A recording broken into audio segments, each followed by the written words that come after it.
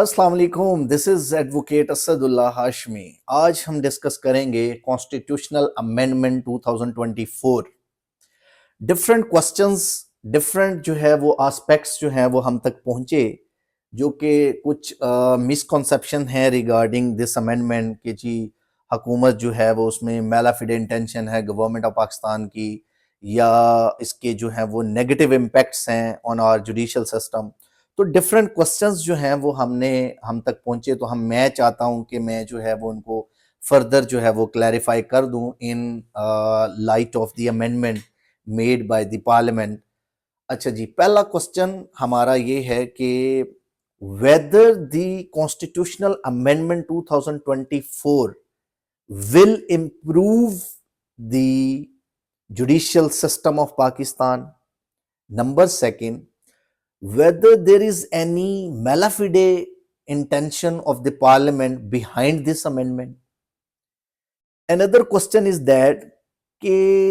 what would be the impact of this amendment on the constitution of Pakistan. अच्छा, what is the misconception behind this amendment? कुछ लोग कह रहे थे जी नई फेडरल कॉन्स्टिट्यूशनल कोर्ट बन रही है, कुछ बहुत सारी लीगल फ्रेटर्निटी में भी बहुत सारे मिसकॉन्सेप्शंस थे रिगार्डिंग दिस अमेंडमेंट। तो as far as the amendment is concerned, हम इसको वन बाय वन जो है वो इसको फर्दर एक्सप्लेन करेंगे कि क्या क्या नई इम्प्रूवमेंट्स हुई हैं जुडिशियल सेटअप में, एक जुडिशियल सिस्टम में, और क्या क्या बाकी अदर लॉज एंड रेगुलेशंस में क्या क्या जो है वो नई चीज़ें ऐड हुई, और क्या जो है वो उसमें फर्दर जो है वो अमेंडमेंट की ज़रूरत है। अच्छा जी, क्योंकि ये अमेंडमेंट जो 2024 है, इसमें मेजॉरिटी जो उसका पोर्शन है वो जुडिशियल रिफॉर्म्स की तरफ है, जुडिशियल सेटअप की रिफॉर्म्स की तरफ है। तो गवर्नमेंट ऑफ पाकिस्तान का स्टैंस है कि बिकॉज हमारी जो जुडिशियल सेटअप है वो पूरी दुनिया में ऑलमोस्ट 139th जो है वो नंबर पे है, तो उनका स्टैंस है कि हम इसको फर्दर इम्प्रूव करने जा रहे हैं। और जो जुडिशियल सेटअप में या for example some of the legal fraternity में जो लोग हैं वो ये समझते हैं कि इसमें जो सुपरमेसी ऑफ द पार्लियामेंट या फॉर एग्जांपल जो independence of the judicial system है, जो कि कॉन्स्टिट्यूशन ऑफ पाकिस्तान आर्टिकल 175 में गारंटीड है, कि उसको जो है वो इन्फ्रिंज करने के लिए जो है वो ये अमेंडमेंट लाई गई है कि जजिस को जो है वो अंडर द प्लेक्स या अंडर दी जो है वो पार्लियामेंटेरियंस या जो है वो पॉलिटिशियंस या पॉलिटिकल पावर्स के अंडर जो है वो लाया जाएगा। तो हम इन सब क्वेश्चंस को वन बाय वन जो है वो डिस्कस करेंगे कि whether the judicial independence has been curtailed by the parliament और दिस अमेंडमेंट से जो है वो उसके ऊपर कोई इफेक्ट आएगा या नहीं, वो हम इम्पैक्ट ऑफ दिस अमेंडमेंट में जो है वो फर्दर जो है वो डिस्कस करेंगे। अच्छा जी, सबसे पहले हम लोग आ जाते हैं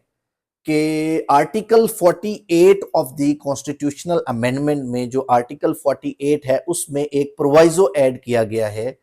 कि what ever the prime minister of Pakistan या उसकी कैबिनेट एडवाइस करती है प्रेसिडेंट को, तो it can not be called in question in any court of law और इन ट्राइब्यूनल और in before any other authority. यानी इम्यूनिटी प्रोवाइड कर दी गई कैबिनेट और उस प्राइम मिनिस्टर को कि जो भी वो एडवाइस प्रेसिडेंट को दें उसको call in question in any court of law नहीं किया जा सकता। ये हम जब मैं 175 और 191 ए जो है, जो नए जो आर्टिकल्स इंसर्ट हुए हैं कॉन्स्टिट्यूशन में, हम वो जब पढ़ेंगे तो आपको ये आर्टिकल 48 की प्रोवाइजो भी जो है वो 100% जो है वो समझ में आ जाएगा।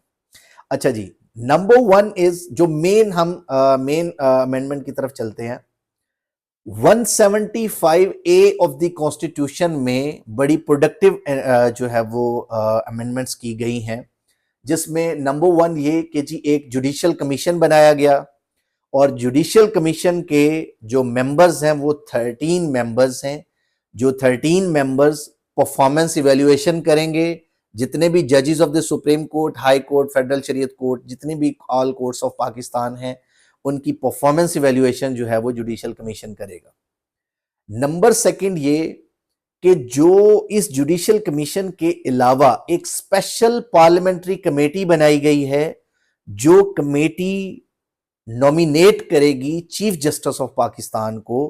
कि इनमें से कौन कौन से लोग जो हैं, फॉर एग्जांपल सबसे पहले 3 मोस्ट सीनियर जस्टिसेस जो हैं उनको स्पेशल पार्लियामेंट्री कमेटी जो है वो उनको नॉमिनेट करके उनकी नॉमिनेशन जो है वो फॉरवर्ड करेगी टू दी प्राइम मिनिस्टर और इस कैबिनेट के इनमें से फॉर एग्जांपल फाइनल करके एक नाम जो है वो उनको भेजा जाएगा और देन प्राइम मिनिस्टर उस नेम पे एडवाइस करेगा to the president of Pakistan. Prime minister फिर वो उसको रेफर करेगा to the president of Pakistan और प्रेसिडेंट ऑफ पाकिस्तान उसको जो है वो फाइनलाइज करके उसको जो है वो अपॉइंट कर देगा as a chief justice of Pakistan. अच्छा, एक और मिसकॉन्सेप्शन था हमारी लीगल फ्रेटर्निटी में कि जी जो फेडरल कॉन्स्टिट्यूशनल कोर्ट है उसकी वो एक अलग से कोर्ट होगी, एक पैरेलल कोर्ट बनेगी और उसमें जो है वो उसकी जो रिटायरमेंट एज वो 68 होगी और ये वो एटसेट्रा। ऐसा कुछ नहीं हुआ इसमें फेडरल कॉन्स्टिट्यूशनल कोर्ट की बजाय एक कॉन्स्टिट्यूशनल बेंच बना दिया गया है, बेंचेस बना दिए हैं जो आर्टिकल 191A में प्रोवाइडेड है। हम इससे पहले ये हम इंशाल्लाह डिटेल में पढ़ते हैं, इससे पहले हम 175A पे आते हैं। अच्छा, प्रोसेस क्या है सिलेक्शन ऑफ, जो कि अभी होना है विद इन 12 to 14 आवर्स में जो चीज डिटरमिन होनी है कि who would be the next chief justice of Pakistan, जो कि बहुत इंपॉर्टेंट डिसीजन है। इसमें as per this constitutional amendment 2024 जो सुप्रीम कोर्ट के टॉप 3 सीनियर मोस्ट जस्टिसेस हैं उनको उनमें से नॉमिनेशन जो स्पेशल पार्लियामेंट्री कमेटी जिसके मेंबर्स कौन होंगे, उसके 12 मेंबर्स की कमेटी होगी वो, जिनमें से 8 मेंबर्स नेशनल असेंबली से होंगे और 4 मेंबर्स जो हैं वो सेनेट से होंगे। और इसमें एक फेयर एनफ एक प्रिंसिपल जो कि नॉर्मली पूरी दुनिया में अप्लाई किया जाता है कि प्रोपोर्शनल रिप्रेजेंटेशन होगी ऑल पार्टीज में से, जितनी भी पार्टीज उनकी जितनी जितनी रिप्रेजेंटेशन होगी पार्लियामेंट में तो वो उसके मुताबिक उनको जो है वो सिलेक्ट किया जाएगा उस कमेटी में। और वो कमेटी जो है वो देन उन 3 most senior justices of the supreme court में से किसी एक को फाइनलाइज करके उनकी परफॉर्मेंस इवैल्यूएशन के मुताबिक उनको जो है वो सेंड करेगी, उनका नेम जो है वो टू द प्राइम मिनिस्टर और देन प्राइम मिनिस्टर उसको एडवाइस करेगा प्रेसिडेंट को कि इसको जो है वो अपॉइंट कर दें। तो अब इसके लिए टाइम पीरियड उन्होंने डिटरमिन कर दिया कि विद इन 14 डेज जो है वो प्रेसिडेंट उसको अपॉइंट करेगा और अदरवाइज उन्होंने क्या कहा कि before the retirement of the next जो कि प्रीवियस चीफ जस्टिस है उसके रिटायरमेंट से पहले पहले। तो अब क्योंकि retirement of the chief justice बिल्कुल वर्ज पे है तो अब उसके रिटायरमेंट से पहले पहले ये प्रोसेस कंप्लीट होना है, तो देन जो है वो chief justice of supreme court जो है वो अपॉइंट किया जाएगा। अच्छा, इसमें जो एक बड़ी जो इम्पोर्टेंट बात है जिसको कोई भी न्यूज़ चैनल या कोई भी शख्स जो है वो हाईलाइट नहीं कर रहा, वो मेरे नज़दीक जो है वो इसको भी मद्देनज़र रखना ज़रूरी था कि what would be the fate of the next justices, कि अगर फॉर एग्जांपल इन केस के जो प्राइम मिनिस्टर एडवाइस करता है या parliamentary special parliamentary committee third जो सीनियरिटी में जो 3rd नंबर पे जज होगा अगर उसको नॉमिनेट कर दें for the chief justice of Pakistan, तो then what would be the fate of the remaining 2 most senior जजेस, कि क्या उनको क्या जैसे पाकिस्तान आर्म्ड फोर्सेस में होता है आर्मी में कि अगर जूनियर को जो है वो अपॉइंट कर दिया गया तो सीनियर मोस्ट जो है वो रिजाइन कर दें उसकी जगह, या उसका what would be the fate of that, कि क्या उनके लिए एक ये इन्फ्रिंजमेंट या इमोशनल जो है वो उनके ऊपर जो है वो एक डिस्ट्रेस नहीं क्रिएट होगी कि अगर 3rd सीनियर जो है वो 3rd सीनियरिटी में 3rd नंबर पे जो था उसको चीफ जस्टिस बना दिया गया, तो क्या वो जो 2 जस्टिसेस हैं जो सीनियर मोस्ट होंगे वो उस चीफ जस्टिस के अंडर रह के जो है वो सारा कुछ जो है वो मॉनिटर करेंगे, या क्या उसका क्या फेट होगा, क्या उनको कॉन्स्टिट्यूशनल बेंच में जो है वो एडजस्ट किया जाएगा, या क्या इसके लिए जो है वो ये अमेंडमेंट जो है वो थोड़ी साइलेंट है regarding the fate of those senior most justice. अच्छा जी, नेक्स्ट अगर हम इसके आगे फर्दर जो है वो आ जाएं कि एक फेडरल कॉन्स्टिट्यूशनल कोर्ट की बजाय इस अमेंडमेंट में कॉन्स्टिट्यूशनल बेंचेस बनाए गए सुप्रीम कोर्ट ऑफ पाकिस्तान के, जो आर्टिकल 191 ए एक नया आर्टिकल इंसर्ट किया गया जिसमें एक नया कॉन्स्टिट्यूशनल बेंच बनाया गया, और जिसकी जो नॉमिनेशन है उसमें उन्होंने क्या कहा कि पार्लियामेंट्री स्पेशल पार्लियामेंट्री कमेटी जो है वो उसको नॉमिनेट करेगी, और जो क्या सुनेंगे आर्टिकल 184 की जो पावर्स हैं वो नॉर्मल सुप्रीम कोर्ट से लेके कॉन्स्टिट्यूशनल बेंच को दे दी गई, जो original jurisdiction of supreme court है। इवन 185 सब क्लॉज 3 आर्टिकल में जो appellate jurisdiction of supreme court है, उसमें जो क्लॉज 3 में प्रोवाइडेड है कि जी अगर कोई भी क्वेश्चन एपलेट जुरिस्डिक्शन में जाता है सुप्रीम कोर्ट में, तो सुप्रीम कोर्ट जो है वो जुरिस्डिक्शन एज्यूम भी नहीं कर सकती कि फॉर एग्जांपल के जो जिसमें कोई क्वेश्चन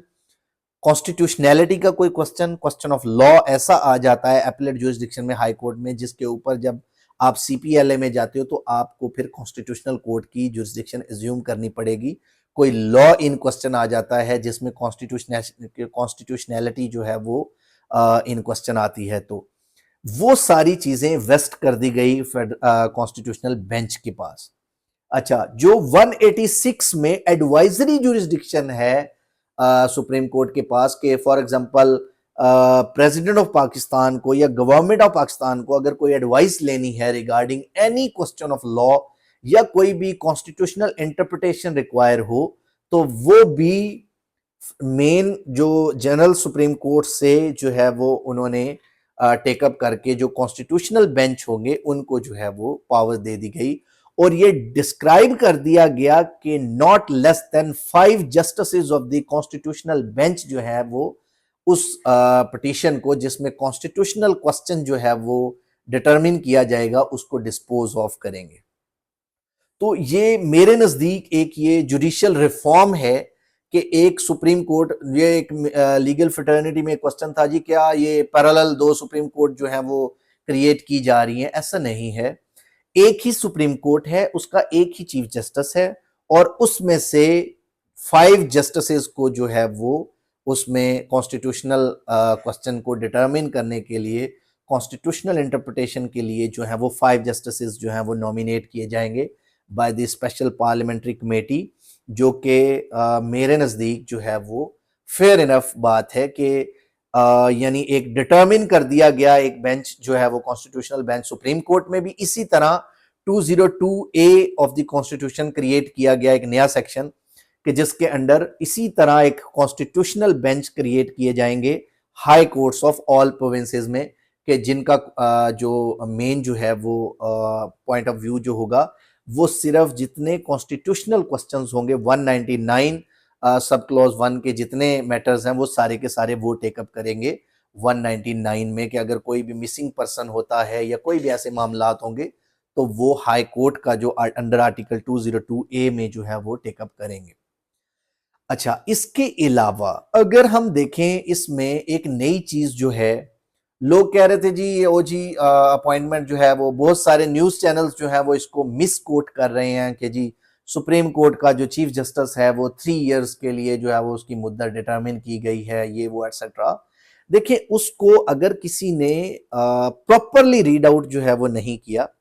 उसमें क्या प्रोवाइडेड क्या है,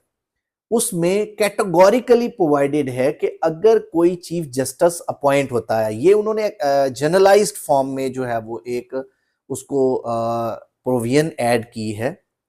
जिसका मतलब ये है कि अगर कोई चीफ जस्टिस अपॉइंट किया जाता है, उसका जो पीरियड है जो 189 of the constitution of Pakistan में प्रोवाइडेड है, जो पहले अमेंडमेंट से पहले जो है वो कॉन्स्टिट्यूशन में क्या था कि जो भी मोस्ट सीनियर जज होगा उसको प्रेसिडेंट ऑफ पाकिस्तान जो है वो अपॉइंट कर देगा, तो वो that would be the chief justice of Pakistan. अब उन्होंने कुछ चीजें जो हैं वो इसमें अमेंड की हैं कि special parliamentary committee in light of the evaluation of the commission वो जो है 3 मोस्ट सीनियर जस्टिस को जो है वो उनमें से एक को जो है वो नॉमिनेट करेंगे। उस नॉमिनी को जो है वो प्राइम मिनिस्टर को भेजा जाएगा और वो फिर रिकमेंडेशन भेजेगा to the president of Pakistan. और जैसे एज पर आर्टिकल 48 जो कि नई प्रोवाइजो ऐड हुई, आर्टिकल 48 में एडवाइस करता है प्राइम मिनिस्टर के जी on the advice of prime minister, जैसे कि आर्मी चीफ की अपॉइंटमेंट होती है, एयर चीफ की appointment on the recommendation of the on the advice of the prime minister, जो आर्टिकल 48 में प्रोवाइडेड है कि एडवाइस पे जो है वो प्रेसिडेंट ने act on advice of prime minister होता है, तो उसके अकॉर्डिंगली जो है वो टेकअप किया जाएगा। बाकी जो रिमूवल ऑफ द जजेस का जो मेन पॉइंट ऑफ व्यू है वो एज इट इज उसी तरह है जैसे कि आर्टिकल 209 में सुप्रीम जुडिशियल काउंसिल जो है वो क्रिएट की गई थी, और वो जजेस के अगर कोई मिसकॉन्डक्ट होता है, कोई इनएफिशिएंट हो जाता है कोई जस्टिस, या कोई भी ऐसा मामला, कोई इंक्वायरी या कोई भी ऐसा कोई काम होता है, तो देन जो है वो सुप्रीम जुडिशियल काउंसिल उसको इम्पीच कर सकती है, उसको जो है वो रिकमेंड करेगी, रिकमेंडेशन भेजेगी उसकी प्रेसिडेंट ऑफ पाकिस्तान को, प्रेसिडेंट ऑफ पाकिस्तान उसको रिमूव कर देगा उस जस्टिस को। तो ये प्रोसेस जो है वो रिमूवल ऑफ द जजेस का है। अब इसमें जो रोल आ जाता है, अब क्योंकि एक दुनिया भर में एक पार्लियामेंट्री सिस्टम में जो पार्लियामेंट्री सुपरमेसी है उसको पार्लियामेंट ने मद्देनजर रखते हुए जो है ये अमेंडमेंट्स जो हैं वो की हैं। लेकिन इसमें एक चीज जो इंपॉर्टेंट है वो ये कि पॉलिटिकल गवर्नेंस जो है उसका रोल इसमें बढ़ जाएगा। अब